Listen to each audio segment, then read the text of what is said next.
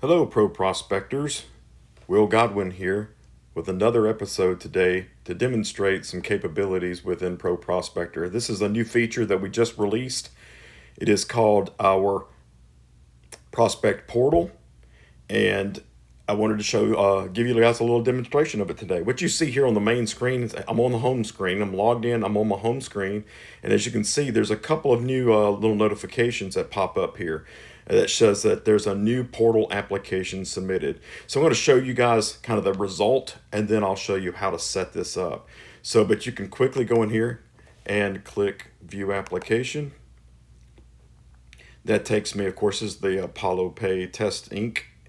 But let's see here. I'm going to scroll down to the bottom, and you can actually see here where when I ran the test run, this is where I completed the questionnaire, and then I can now view it. But you can also send invites, and we'll cover that in just a moment from here. But let's go ahead and open this record up. Now what we're looking at here is, of course, this is the responses that your customers that you're prospecting.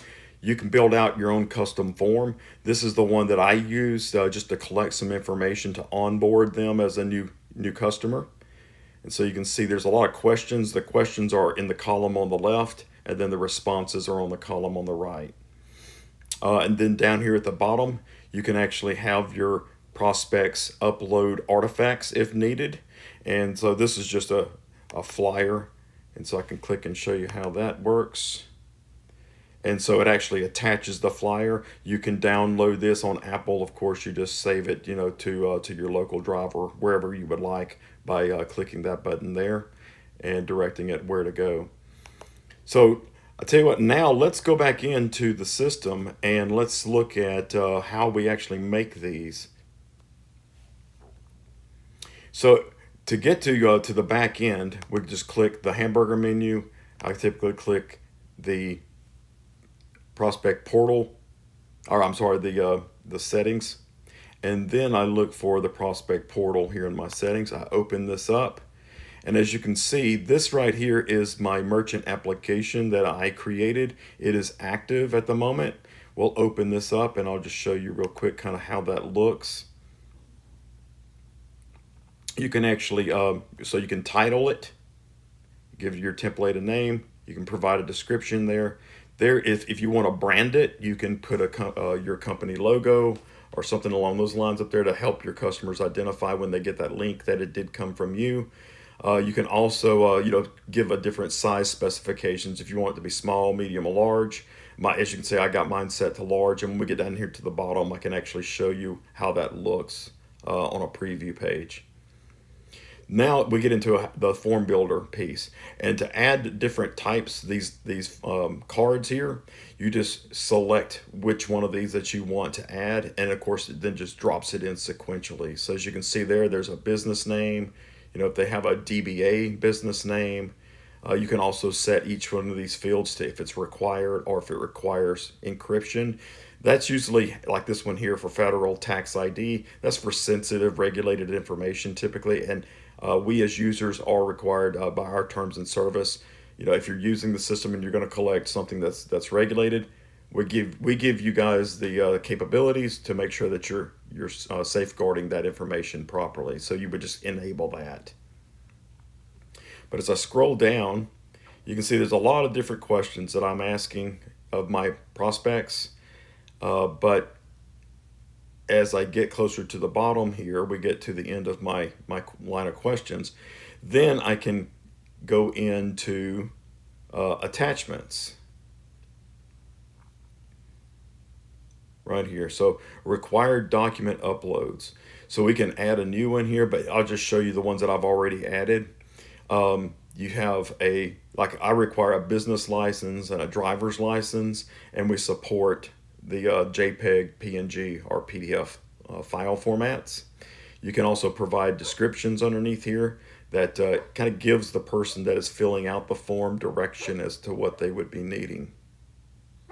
All right, so now then Oh, and down here at the bottom, data retention. So we don't want this system just to sit perpetually on in your instance, and that could open up risk to you as a sales rep out there. You want to be able to collect this information, do with it what you need, but then the system automatically will purge and wipe it from the system. Therefore, you no longer have that threat exposure or that risk exposure. You can also tie the purging of that data to a business stage. So if I select that here, as you can see, these are different business stages, but I'm not tying it to that. I'm making mine time bound. Now let's look at a quick preview of what this form looks like. And so if I scroll back to the top of the page, you can see my logo.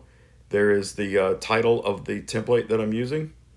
And just scrolling back down, you can see real easily here all of the different names, are the field names and how it would represent to the user. And you can see the hint text here to provide them help along the way as they fill out their form.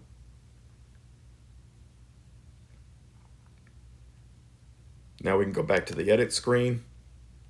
And basically that's how you build your template.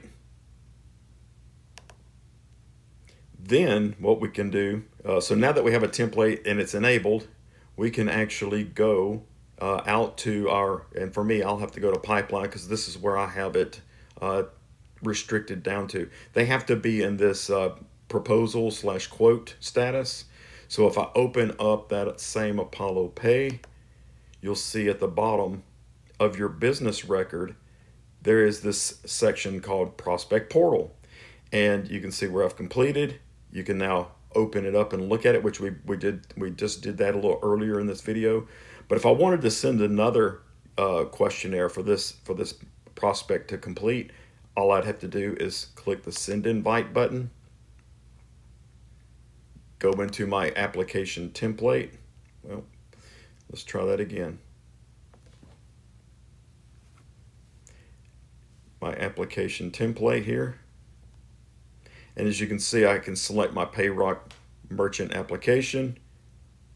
I can select which email I want it to go to. So it's going to go to the one that I have on file in the business record, which is great. You can also add an additional one if you don't want to send it to the one in the business record. And you can type a custom message.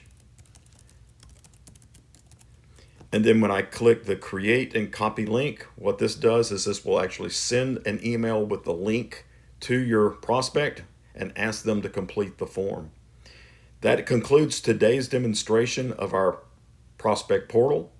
I hope this becomes a very valuable asset to everyone out there using ProProspector, and happy prospecting, everyone.